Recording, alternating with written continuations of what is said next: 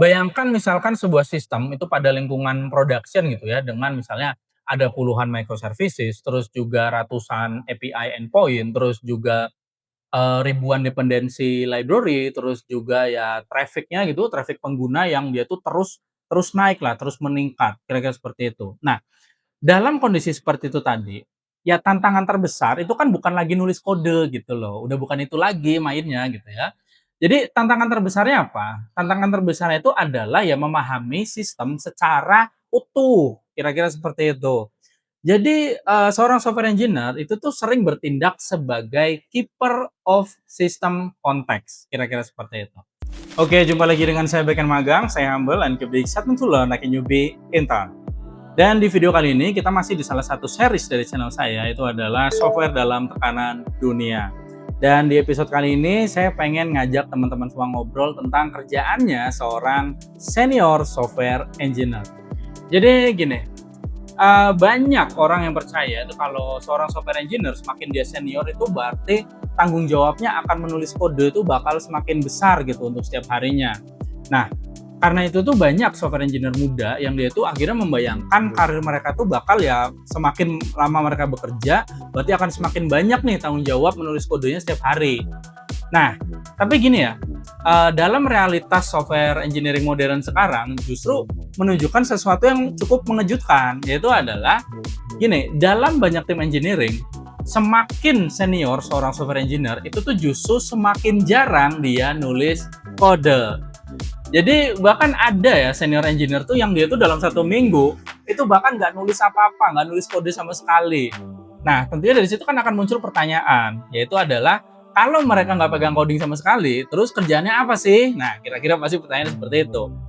Jadi gini ya, untuk memahami fenomena itu, ya kita perlu melihat bagaimana ya struktur kerja dalam ya engineering modern sebenarnya itu beroperasi. Karena gini, software engineering ya di era sekarang pada hari ini gitu kan, itu tidak tentang programming aja gitu loh. Tapi sudah berkembang menjadi sesuatu yang jauh lebih kompleks. Jadi gimana pembahasannya? Simak video ini sampai habis dan biar gak banyak cincong, kita langsung aja let's get it on. Please like, share, comment, and subscribe.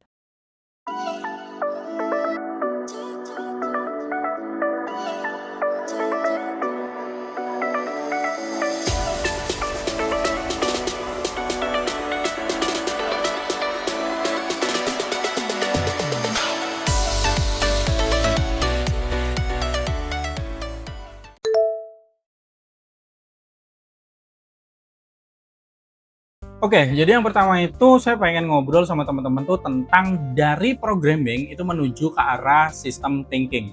Jadi gini, pada tahap awal karir itu namanya software engineer itu biasanya itu dia bakal bekerja pada level yang disebut sebagai implementation layer. Jadi masalahnya itu relatif lokal gitu. Jadi menulis function gitu ya, terus juga memperbaiki bug, terus juga menambahkan endpoint API gitu, misalnya dia seorang back end kayak saya, terus juga ya mengimplementasikan ya fitur baru, kira-kira seperti itu. Nah, aktivitas-aktivitas itu tadi itu sering disebut sebagai local optimization problem. Jadi gini, ketika seorang menjadi senior engineer, perspektifnya itu udah harus berubah gitu loh secara fundamental. Maksudnya gimana? Jadi maksudnya itu adalah seorang senior software engineer itu dia tidak lagi hanya melihat kode sebagai unit kecil, kira-kira seperti itu.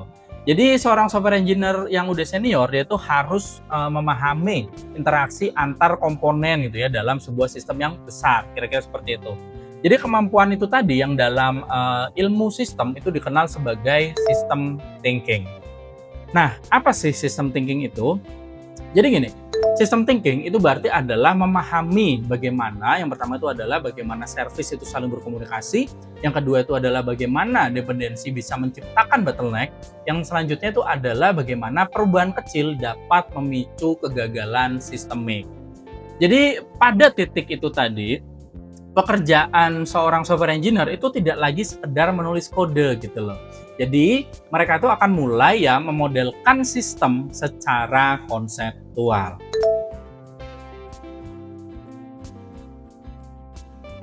Oke, yang selanjutnya itu adalah seperti ini ya. Jadi namanya sistem software yang modern itu tuh sering banget memiliki kompleksitas yang luar biasa tinggi, luar biasa berat.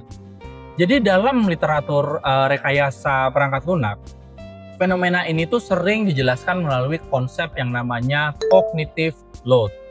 Jadi cognitive load itu apa? Jadi gini, cognitive load itu adalah jumlah informasi yang harus dipahami seseorang sebelum dia itu dapat mengambil keputusan teknis dengan benar. Kira-kira seperti itu. Jadi coba ya teman-teman, bayangkan misalkan sebuah sistem itu pada lingkungan production gitu ya, dengan misalnya ada puluhan microservices, terus juga ratusan API endpoint, terus juga ribuan dependensi library, terus juga ya traffic-nya gitu, traffic pengguna yang dia tuh terus terus naik lah, terus meningkat, kira-kira seperti itu. Nah, dalam kondisi seperti itu tadi, ya tantangan terbesar itu kan bukan lagi nulis kode gitu loh, udah bukan itu lagi mainnya gitu ya. Jadi tantangan terbesarnya apa? Tantangan terbesarnya itu adalah ya memahami sistem secara utuh, kira-kira seperti itu. Jadi, seorang software engineer itu tuh sering bertindak sebagai keeper of system context, kira-kira seperti itu. Yaitu apa? Yaitu adalah orang yang dia tuh memahami, yang pertama itu adalah ya sejarah arsitektur sistemnya, terus juga ya alasan dibalik keputusan teknis sebelumnya, dan juga ya konsekuensi dari perubahan-perubahan tertentu, kira-kira seperti itu.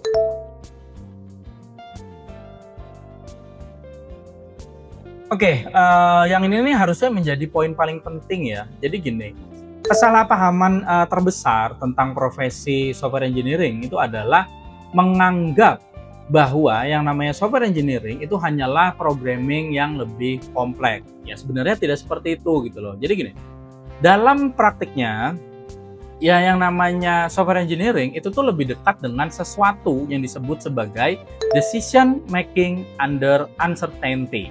Kira-kira seperti itu.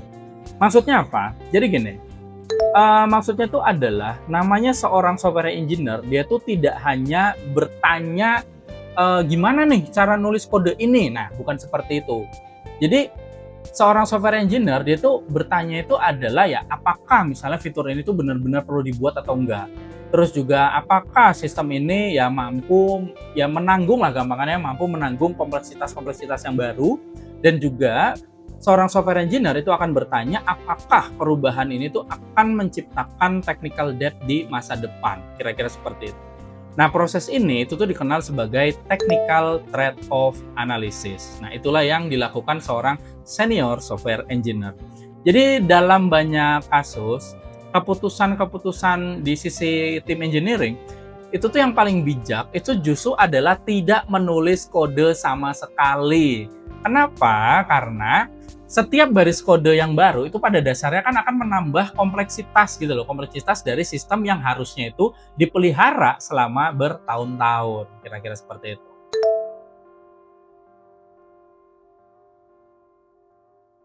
Oke, jadi dari semua yang kita udah bahas tadi, tentunya di sini lah kita akan melihat ya paradoks gitu loh, yang cukup menarik. Jadi gini, pada tahap junior engineer, tentunya itu kan nilai seorang software engineer tuh lebih sering diukur dari misalnya seberapa cepat dia menulis kode gitu kan, seberapa baik dia menulis function gitu ya.